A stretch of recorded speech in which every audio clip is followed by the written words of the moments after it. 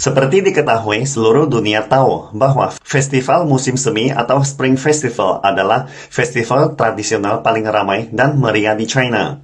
Festival musim semi umumnya dikenal sebagai Tahun Baru Imlek di kalangan orang Tionghoa. Sedangkan orang asing umumnya menyebut festival ini sebagai Chinese New Year. Sangatlah jelas, festival musim semi telah lama dicap dengan merek China yang sangat mendalam. Namun sayangnya, masih ada negara yang ingin mencuri budaya tradisional China, termasuk festival musim semi ini. Saat ini, ketika semua orang China, termasuk Tionghoa perantauan seluruh dunia, merayakan Imlek dengan sukacita, tanpa diduga muncul berita yang meresahkan. Baru-baru ini, British Museum mengadakan acara publisitas tentang festival musim semi atas permintaan organisasi pariwisata Korea Selatan. Akun resminya secara terang-terangan menampilkan slogan promosi merayakan Tahun Baru Imlek Korea Selatan dengan pertunjukan ajaib dari Sheila Orchestra.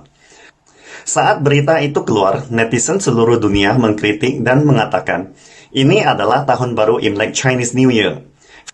Festival ini berasal dari China dan tidak ada hubungannya dengan Korea Selatan.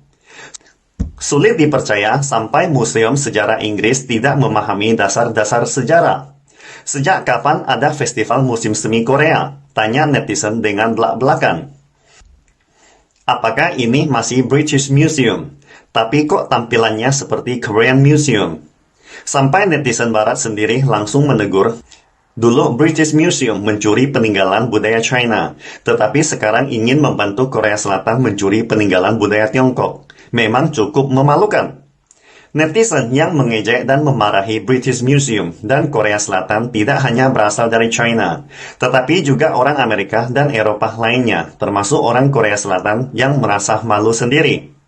Seperti komentar netizen dunia, festival musim semi atau Imlek berasal dari China.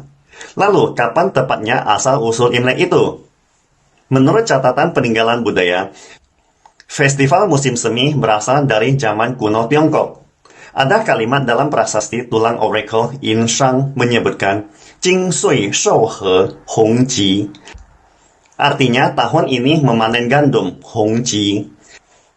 Kata Sui di sini adalah alat untuk memanen. Dan penulisan He hampir sama persis dengan Nian. Nian juga memiliki arti kematangan hasil tanaman. China memiliki peradaban pertanian terpanjang di dunia yang telah menjadi tradisi turun-temurun sejak zaman kuno.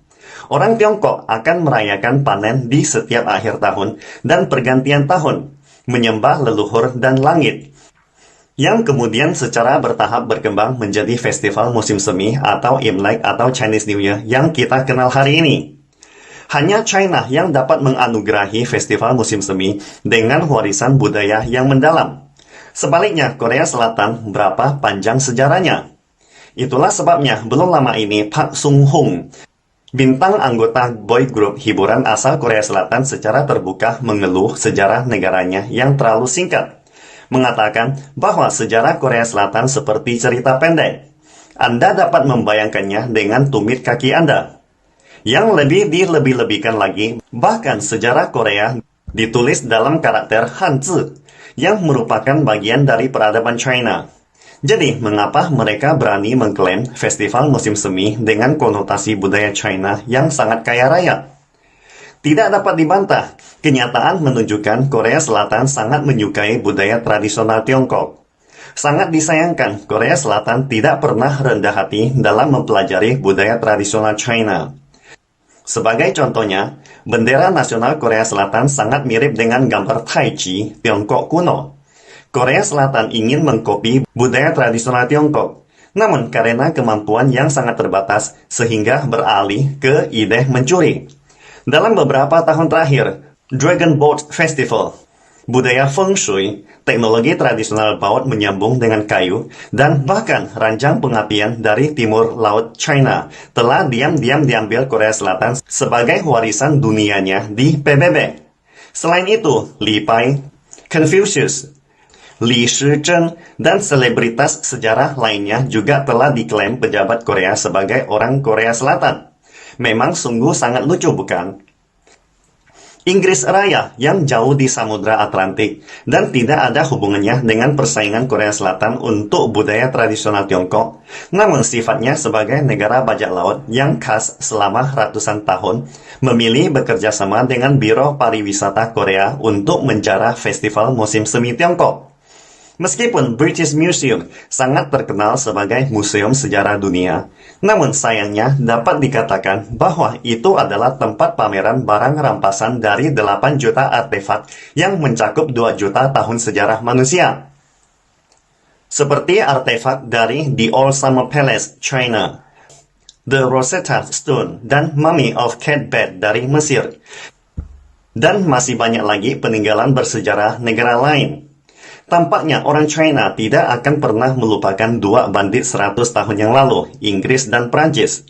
Arkeolog China memperingatkan jangan melihat para perampok berjas dengan sepatu kulit, minum kopi, berpenampilan seperti pria gentleman.